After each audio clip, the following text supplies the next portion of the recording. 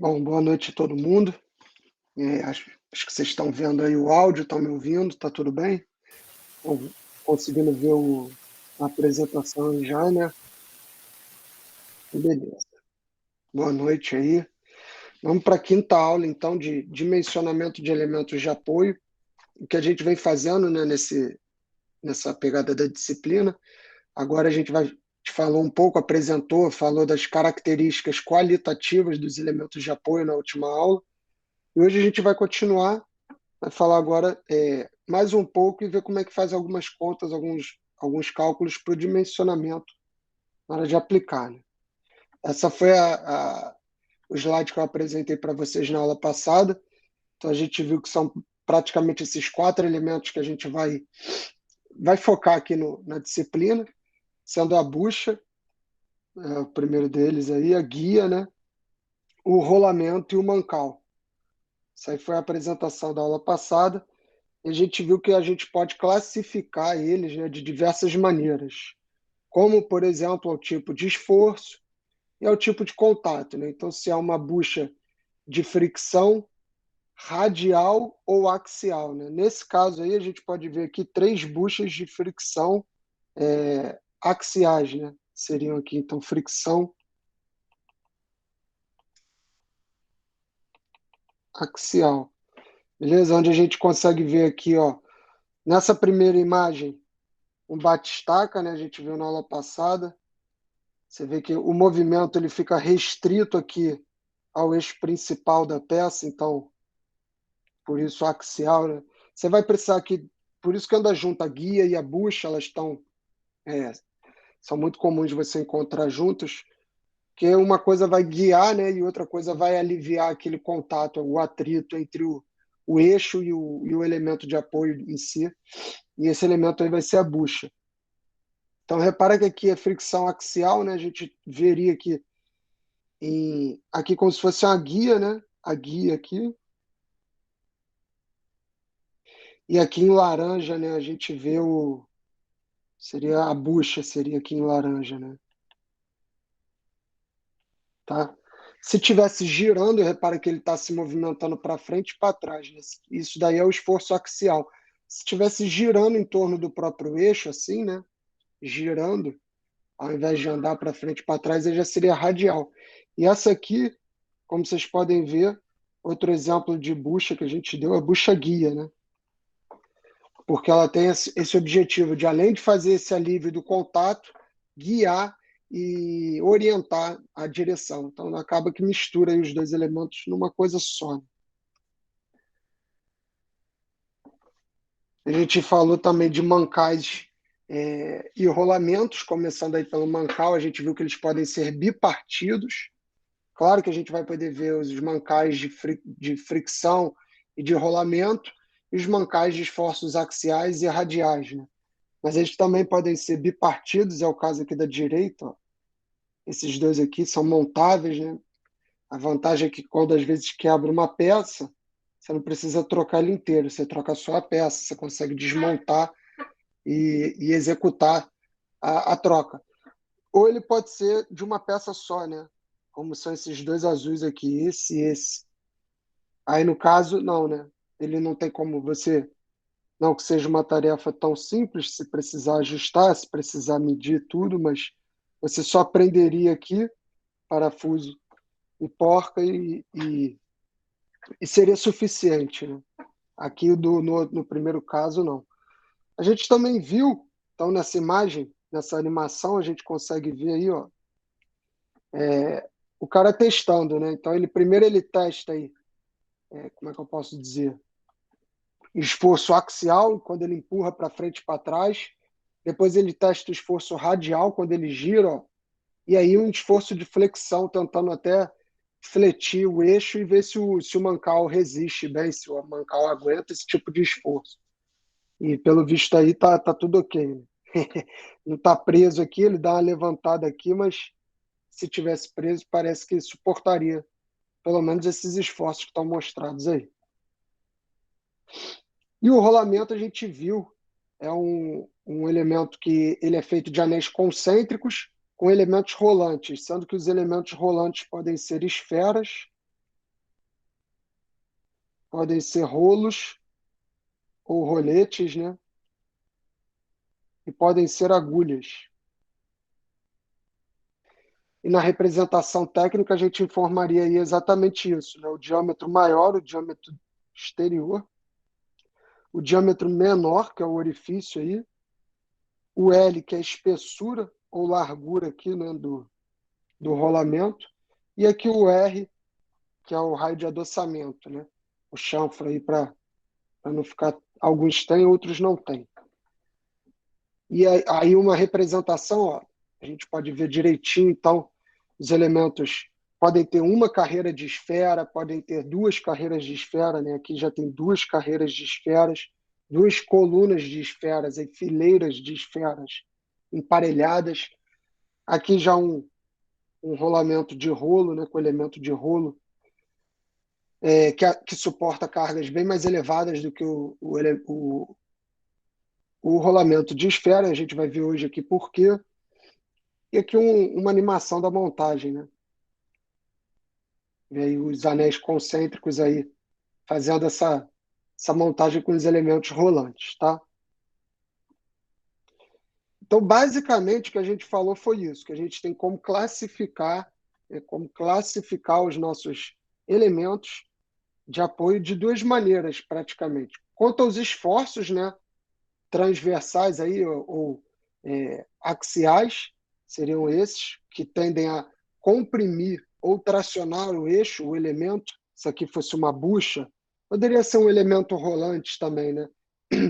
Mas se fosse uma bucha, por exemplo, ou uma parte do mancal, esforços que tendem a tracionar ou comprimir, né? No caso, comprimir seria, nesse sentido aqui, seriam esforços axiais, e esforços radiais já são esses que acontecem na direção do raio aí, estão associados aos esforços de giro, né? A gente pode ver aí, teria os transversais também, como a gente vai ver, vai aparecer aí a força de atrito, vai estar sempre aqui transversal, né? Ou seja, perpendicular à trajetória aqui do circo, são os tipos de esforços. E quanto ao tipo de contato, né? Pode ser por fricção, lembrando que o contato por fricção tem uma tendência a ter um maior desgaste, né? Então a temperatura aumenta, você tem tá mais atento à lubrificação, não pode dar mole com a lubrificação, enquanto que o contato rolante aí fica um pouco mais caro o orçamento inicial, porque você está inserindo elementos aí, né? E tem essa vantagem que você vai adquirir depois, que é de não precisar lubrificar tanto, de aguentar esforços mais relevantes, né, velocidades maiores, você consegue ter uma suavização do movimento aí melhor do que no caso de fricção, né? E a gente viu também, lembrando que o nome desse perfil aqui, ó, das guias, chama barramento, tá? Então, o nome desse perfil aqui pode ser rabo de andorinha, pode ser duplo V, pode ser U, né, que no caso é U. Seria um barramento. Beleza? Então, a força de atrito, a gente falou bastante, isso aí foi o ponto principal, acho que da aula passada. A gente vai precisar fazer algumas contas com isso e saber também ter uma noção de quando que ela aumenta, quando que ela diminui, e por aí vai. Então, pensa que você tem uma guia, no caso aqui, então, você tem guia, né?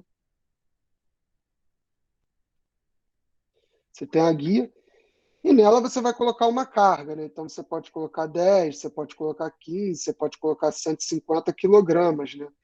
Você vai colocando uma carga ali e tem, é óbvio, que um limite que ela pode aguentar, pensando que ela vai se deslocar nesse sentido.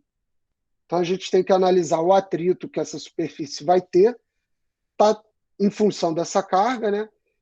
E com a velocidade, isso tudo mais, né? Como é que isso vai influenciar na hora de operar uma guia, ou o princípio serve para qualquer outro elemento de apoio.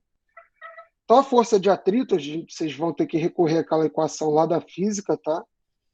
Vocês sabem que força de atrito, né? Então, FAT é força de atrito. Ela é igual ao μ, né? Que é esse coeficiente, essa letra grega μ, vezes N, onde N é a força normal, né? Então está aqui dizendo que N é a força normal à superfície. A gente sabe que no caso, né, plano, aqui, a força normal vai ser igual ao peso, né? Se fosse um caso de plano inclinado, aí não, aí a normal não é igual ao peso, por isso que o atrito aqui é diferente. Mas eu não vou cobrar de vocês plano inclinado, não, tá? Agora, nesse caso aqui, onde está tudo alinhado com o solo, aí a normal é igual ao peso. Você pode considerar. E o coeficiente de atrito é uma constante adimensional, né? E a gente começa a analisar, repara que tem coisas que você não precisa calcular para ter uma noção. Por exemplo, você não precisa calcular para saber que essa guia aqui vai ter um coeficiente de atrito diferente dessa daqui. Ah, mas qual que vai ser menor? Qual que vai ser maior? Vamos ver então. Superfície de contato, né? Quanto maior a superfície de contato, maior o atrito e maior a estabilidade, né? Repara que o atrito ele não é de todo ruim. É o atrito justamente que te dá estabilidade, que vai fazer com que a carga fique aqui, né, sem cambar, sem cair, sem que essa peça se desprenda dessa outra aqui, né? Sem que o trem saia do trilho e por aí vai. Então, essa força de atrito, quanto maior a superfície de contato, e onde que vai ser maior? Bom, repara que aqui você tem mais ranhuras, né? A superfície aqui é uma e aqui é outra, né? E aqui vem do mesmo jeito que a primeira, que o contato.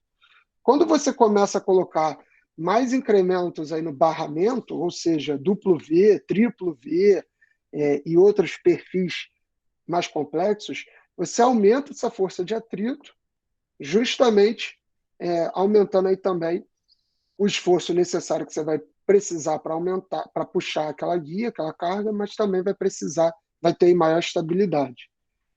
E a velocidade de operação, acho que é um negócio intuitivo, né? Quanto maior a velocidade, maior a temperatura. Acho que a peça operando aí em alta velocidade, você consegue entender que a temperatura tende a aumentar e menor a estabilidade, né? A velocidade é igual à moto. Quanto maior a velocidade, é claro que se ela tiver numa velocidade muito baixa também, ali perto do zero, ela não tem equilíbrio. Mas se ela estiver muito rápida, ela também pode perder a estabilidade e cair, né?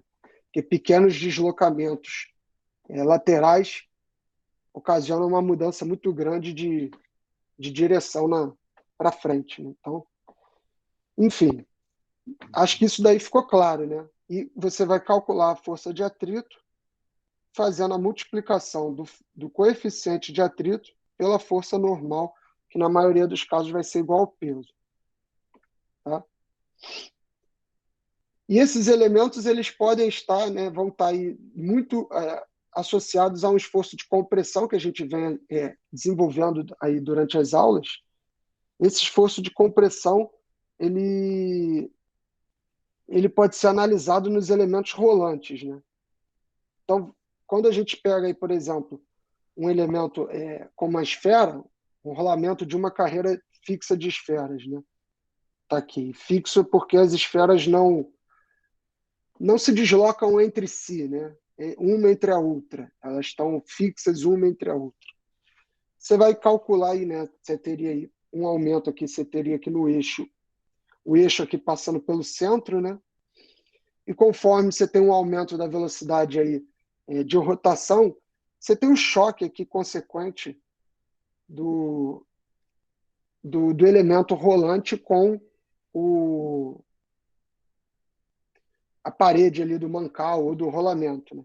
Repara aqui, ó, que se o movimento está para cá, a força de atrito, né, ou seja, ele está girando no sentido anti-horário, a força de atrito ela está sempre aqui, ó, perpendicular ao raio, tá? Tangente à trajetória circular, só que no sentido contrário. Então, essa daqui seria a força de atrito. Já aqui seria essa força de compressão, essa força de choque, né, que vai bater aqui, e seria essa força aí que você pode calcular ou estimar através da tensão. A gente viu então que a tensão é a força sobre a área, sendo a força em Newton e a área em metro quadrado, para a tensão dar em Pascal. Né? E a gente viu que pode representar também com megapascal, quilopascal, a área você pode usar em milímetro e converter, como a gente vai fazer aqui nos exercícios. A gente vai fazer alguns, tá?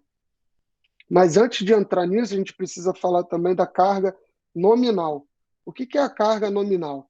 A carga nominal nada mais é do que um fator, né? Uma forma de você estimar e ter uma noção ali do que está acontecendo com a carga, né, que tá atuando. Porque, na realidade mesmo, a gente encontra todos os tipos de esforços, uns mais, outros menos. Ah, professor, mas o rolamento de axial, você disse que ele não era preparado para suportar esforços radiais, e ele não é, realmente, mas sempre vai ocorrer um pouco, né? Então você vai ter, claro que no rolamento que é preparado para suportar esforço axial, você não tem tanto ali esforço radial, mas tem também. E isso precisa, às vezes, ser levado em consideração. Às vezes, o seu rolamento é misto, né? Então, ele aceita os dois tipos de carga. Autocompensador de esferas, por exemplo, ele pode compensar ali o deslocamento ou um desvio ali do eixo. Então, você precisa ter uma maneira, né, de comparar essas duas forças, a axial e a radial, e fazer algumas continhas com isso, né?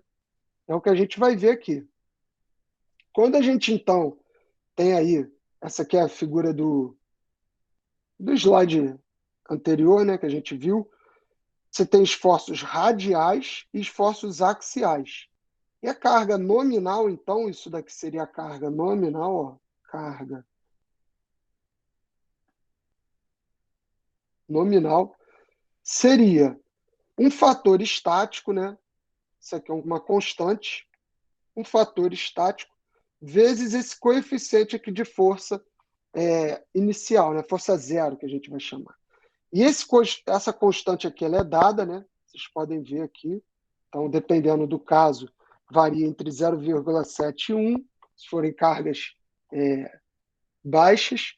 Pode variar de 1 a 1,5 se for cargas normais, ou de 1,6 a 2,5 se for cargas elevadas.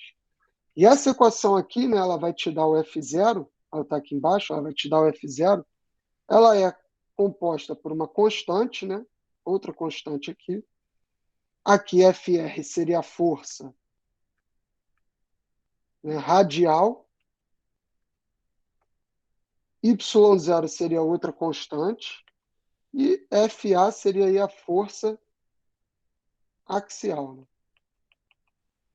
Repara que aqui, então, você consegue juntar as duas forças, axial e radial, numa expressão só, para conseguir chegar a uma carga nominal.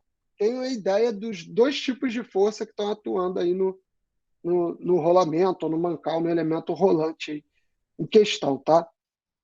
Era basicamente isso que eu tinha para mostrar para vocês hoje, de novo, e agora a gente vai aplicar isso aqui que a gente viu a alguns exercícios, né?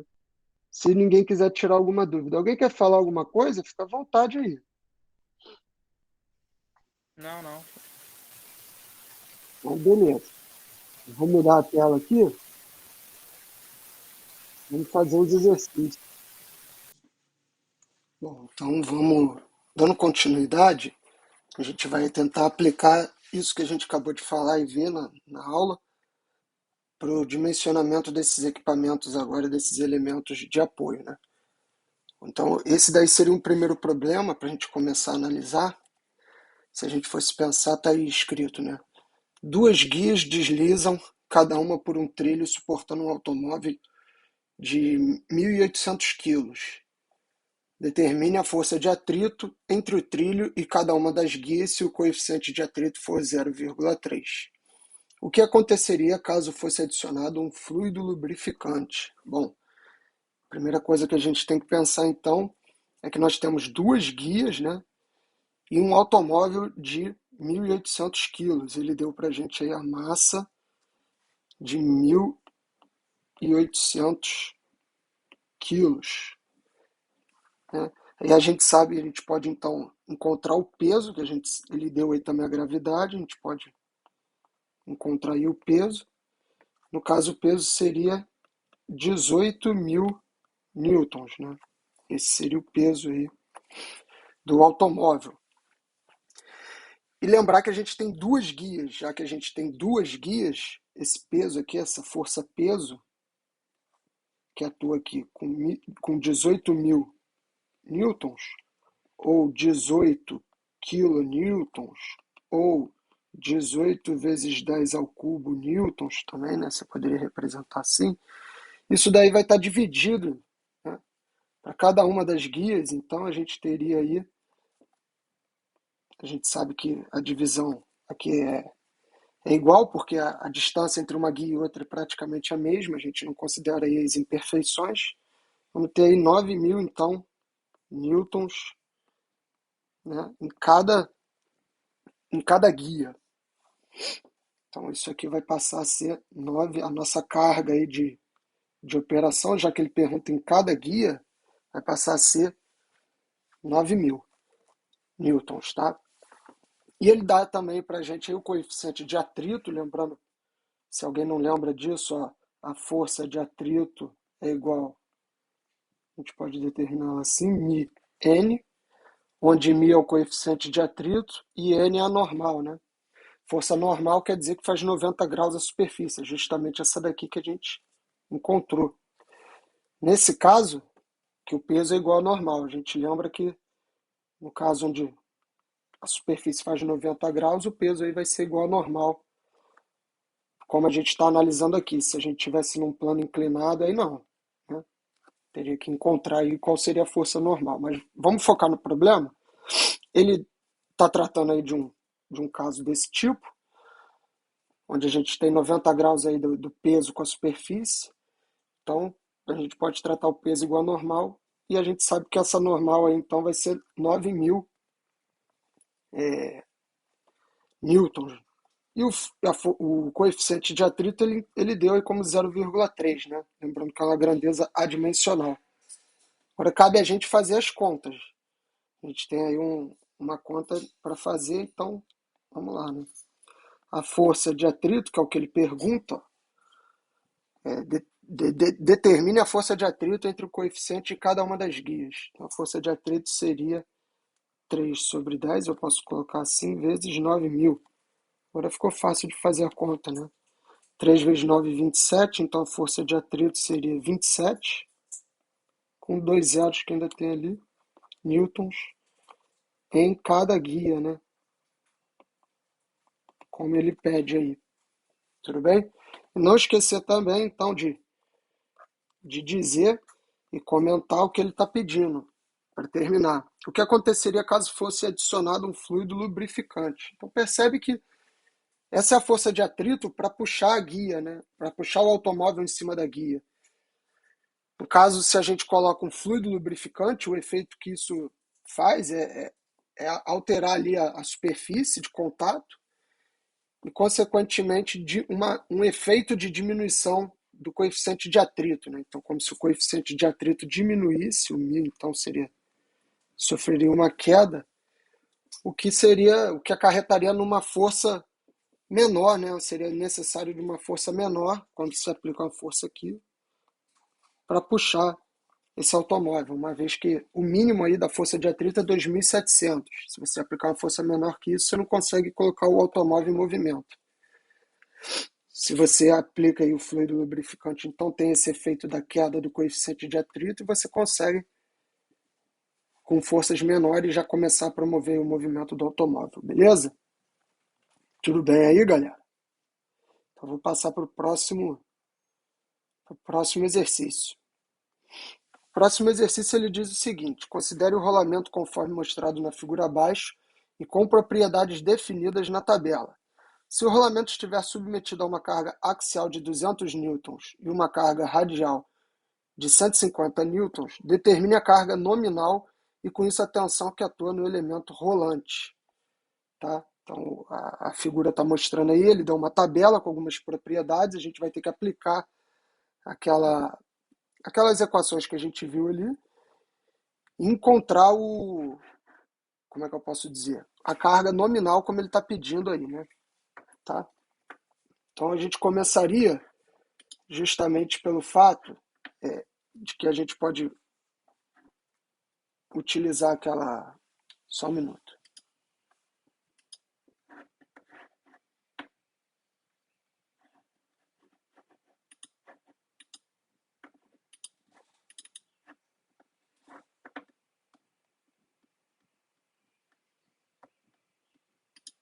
Bom, então retornando aí, a gente poderia usar a equação, né? A gente viu que a carga nominal, vamos colocar aí, então assim, carga nominal seria o quê? Carga nominal seria o fator Fs, né, que é o fator estático, vezes uma força zero que a gente vai encontrar. Então seria Fs vezes F0. Onde F0 a gente pode determinar F0 como sendo x0 Fr mais y0 Fa, onde a gente lembra aí, ó, a gente lembra que Fr nada mais é do que a força radial e Fa a força axial, tudo bem? Tranquilo? Então, considerando aí, e isso daqui seriam constantes, né, que a própria tabela aí diz para gente. O que a gente precisa agora é interpretar, porque ele já até diz qual que é a radial, olha, a axial de 200 e a radial de 150, e aplicar na equação. Então, a gente vai encontrar o F0 igual x0, ele deu 1 vezes a força radial, né? Ele disse aí para a gente que a força radial é de 150 newtons, mais o y0, que é 1,25, vezes a força axial. A força axial é os 200 newtons mesmo, né? Tá dizendo aí. Então, 200 newtons. Beleza, então o F0 vai ser 150 mais 250. Então, F0 fica igual a 400 newtons. Beleza? Agora sim a gente pode achar a carga nominal. A carga nominal vai ser o fator estático. O fator estático, a tabela disse aí pra gente que é 2, vezes a força que a gente acabou de encontrar, de 400 newtons. A gente encontra a carga nominal de 800 newtons, né? Seria aí uma carga equivalente, uma forma de estimar a carga que está atuando nesse elemento rolante, visto que tem a combinação de esforços axiais e radiais, tudo bem? Indo para o próximo, o último exercício aí, ele diz o seguinte: uma bucha de fricção radial opera a uma velocidade de 360 RPM e com isso a força de atrito atinge o valor de 60 newtons. Está representado aí no desenho, então. A rotação no sentido anti-horário de 360 RPM e a força de atrito perpendicular à trajetória e tangenciando a curva, né, na bucha de fricção radial. Expresse a velocidade angular da bucha, letra A, né? Expresse a velocidade angular da bucha em radianos por segundo e em hertz e calcule o torque, né? Letra B, calcule o torque em relação ao centro da bucha, uma vez que ele te informou o raio, se é possível de fazer. Então, começando aí pela letra A, ele pede para você calcular, expressar a velocidade angular da bucha em radianos por segundo. Ele deu para a gente aí, ó, 360 rotações por minuto, né? Isso é igual a 360 voltas por minuto, né? Ou por 60 segundos, assim dizendo, já que um minuto tem 60 segundos, né? Então, já que ele está pedindo em radianos por segundo em hertz acho que fica fácil, né? Porque hertz é só dividir por 60. Lembra que 1 hertz é igual a 1 sobre segundo, né? Então, se a gente tem, fazendo aí uma regra de 360 voltas em 60 segundos, em 1 segundo a gente teria x seria igual aí, ó, 360 dividido, né, por 60, que vai te dar 6 voltas por segundo, ou melhor dizendo, 6 Hz, tá? E ele pede também para encontrar em radianos por segundo, né? Radianos por segundo. Então a gente sabe que 2π radianos por segundo é uma volta por segundo, né? Se ele está dando 6 voltas por segundo, 6 voltas por segundo, isso aqui seria y. E y para a gente, na regra de 3, aí ficaria 12π radianos por segundo. Tá legal? Tudo bem? Tranquilo, né? Bom, agora só falta a letra B. A letra B ele pede para calcular o torque. Olha, calcule o torque em relação ao centro da bucha. Uma vez que ele deu a força, a gente sabe que torque é igual a força vezes o raio, né? Ou a distância, que também poderia ser a distância do braço de alavanca. Então, torque fica igual a força de 60 newtons vezes o raio de 50 vezes 10 a menos 3 metros, né? Já passando aqui, porque ele deu que isso daqui é 50 milímetros. 50 milímetros é 50 vezes 10 a menos 3 metros. Agora ficou só fazer a conta, né? Torque é igual 60 vezes 50 vai ser 3.000 vezes 10 a menos 3. 10 a menos 3, ó, é dividir por 1.000. Então, a gente pode cortar aqui e dizer que o torque fica igual a 3 newtons vezes metro. Resposta aí, tá? E com isso a gente encerra a aula de hoje e o vídeo, mostrando aí alguns exercícios e algumas aplicações, como é que isso daí seria no dimensionamento desses elementos de apoio, tá? Então, espero que todos fiquem bem, um abraço e até a próxima.